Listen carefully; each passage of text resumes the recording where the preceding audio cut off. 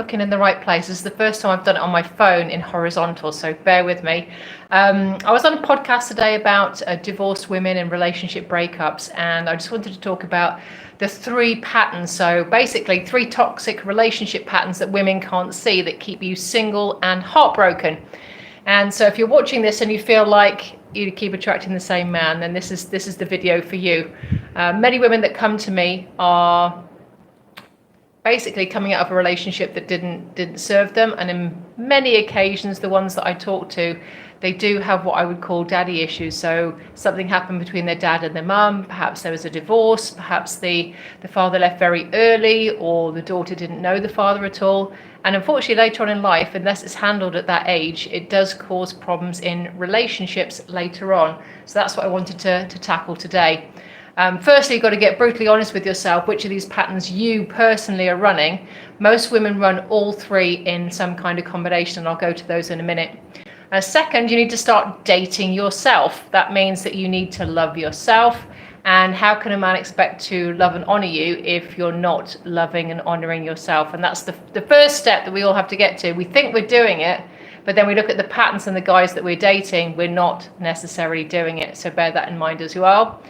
And the other thing is setting boundaries, honoring your own needs. What is important to you and what are you going to say yes and no to? The third one is slowing down. Stop trying to force relationships. I know many of you are on dating apps and really want things to happen quickly. And I know sometimes for the guy that happens too. But just stop trying to convince men to choose you. The right man will choose you without convincing.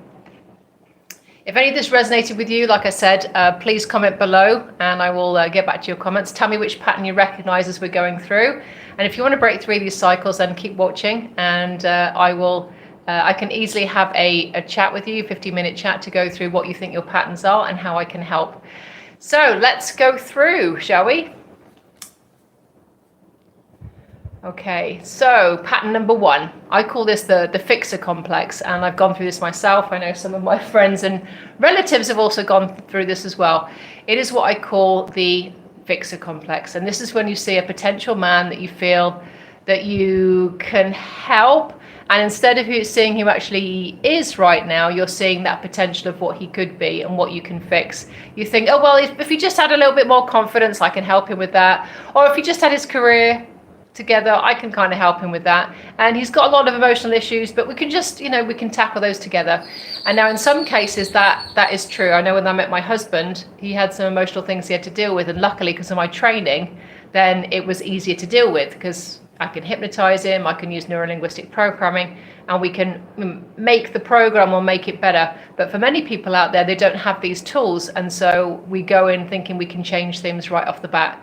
The hard truth is, ladies, a man will only change if he wants to. And you are not a rehabilitation centre for broken men. You're not a therapist, unless some of you are like me. You might be a life coach, and you're certainly not his mum. So when you enter a relationship thinking you can change someone, then you are setting yourself up for heartbreak. Now, as I said a moment ago, a man will only change if he wants to. And I have, with my own husband, he has changed a little bit here and there. But again, it wasn't forced on my part. I allowed him to grow into the person that he is now. I gave him space to do that. And he also gave me space to be who I am and grow in the space that I'm in. And sometimes we don't always grow with each other. And I've been really lucky because I'm 22 years in and we have grown together, which I'm so grateful for, I can't tell you. So what I want you to ask yourself is, are you attracted to his potential or who he is today? Because if you're going to be in a relationship with who he is today, not necessarily who he might become. Now, again, in small scale, if there's just 1 or 2 things that are small that you can change, and that's okay. But if it's a bigger thing, it's a bigger emotional barrier, then it's something you really need to think about.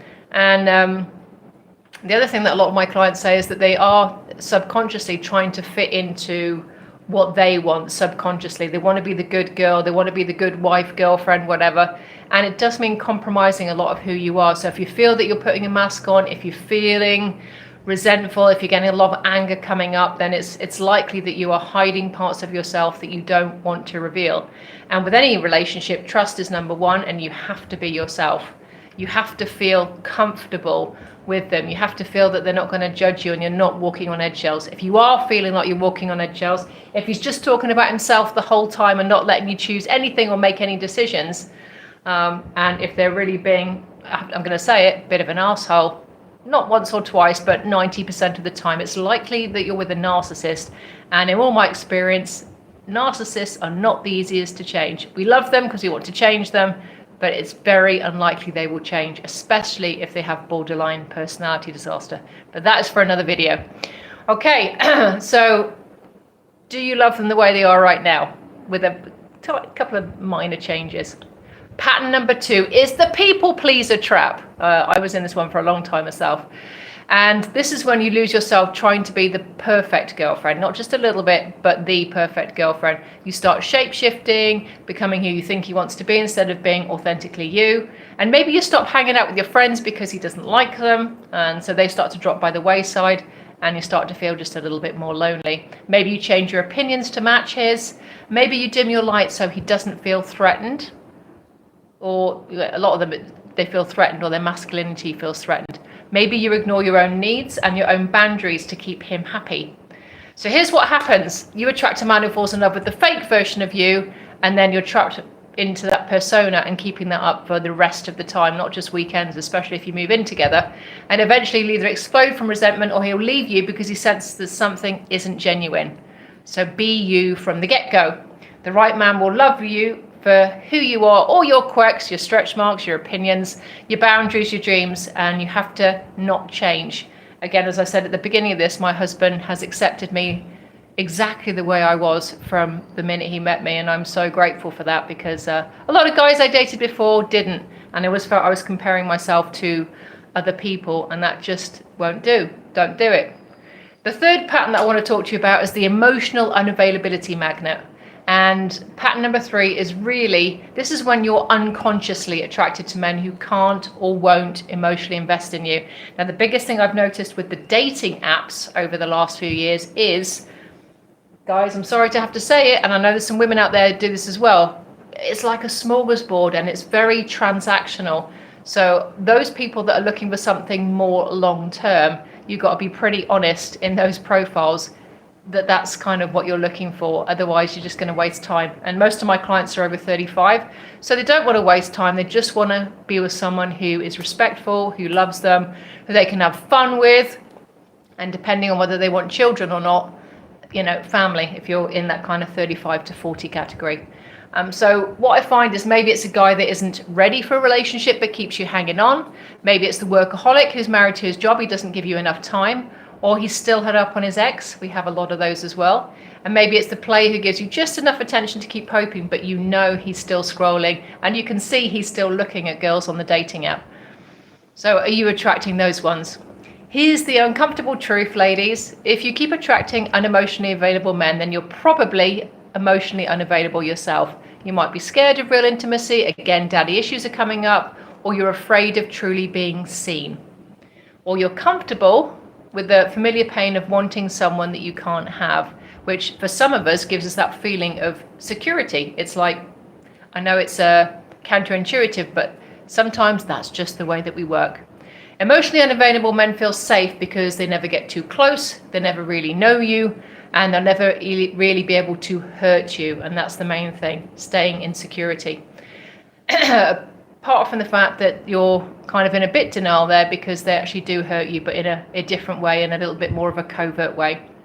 So the pattern breaks when you become emotionally unavailable to yourself first, and when you're willing to be vulnerable, to be seen, and to risk real intimacy. And that does take a little bit of time. And as we know, trust is the number one thing. So do you recognize yourself in any of those? The fixer complex, attracting those guys that need your help to be fixed. If you're an empath or a healer or a coach, you're probably attracting those. Pattern number 2, the people pleaser trap. Bending who you are to fit in with what they want. Or the emotional unavailability magnet. Again, with the dating apps, I think this is one that's become more and more prevalent these days. So how do you break these patterns? First, you've got to be brutally honest with yourself. Which of these patterns are you running? Most women run all 3 in combination. So be completely honest with yourself. Second, as I said, start dating yourself. How can you expect a man to love and respect you if you don't respect yourself? So take yourself on dates, set boundaries, honor your own needs, whatever they are. Make a nice list after this video, 10 ways I'm going to honor myself this week. Third one, as I said before, just recapping, is to slow down. Don't force anything. I always use this with my daughters. They are under 20. And I say, look, the bee doesn't chase the flower. I'm really old fashioned. I'm like, the flower's got to be pretty, stand in a space, be beautiful, and the bees will find you. I guarantee that the bees will find you. But you've got to be out there and just glowing. Doesn't have to be the prettiest, the most gorgeous, but glowing with your own energy. You are the flower. So if this resonated with you, or if you've got any comments, please comment on the video below which pattern you are, which pattern you might like to change the most. And as I said, I do a free kind of 50-minute call with ladies that need a little bit more help getting over those emotional boundaries. It's a free call, so do feel free to jump in that. And also, obviously, you're on this channel, so there are plenty of videos. My favorite video for those of you that are single is Love the Goddess Within. That's a great video meditation to start with to get you up into that place of oh, thank you. My husband's just chiming in there. Hello, darling. Singing your praises, darling. Singing your praises. So yeah, that video, search for Love the Goddess Within by Amanda Stedman, and that video and meditation will get you on track to really upping your vibe. And the other one I recommend is Go Love. So if you don't want to have a chat with me yet, try those two videos first. Those will help you. And yeah, I look forward to speaking to you or connecting with you at some time. But before I go, just remember what an awesome person you are. And, you know, don't let mediocre be the norm. You deserve someone who really loves you and cherishes you for who you are. So mutually loving, mutually respectful, and accepts you totally for who you are. All right, so peace and love out to everyone. And I wish you all the best in your relationship endeavors. Lots of love from me. Bye for now. Got to figure out how to turn this off now.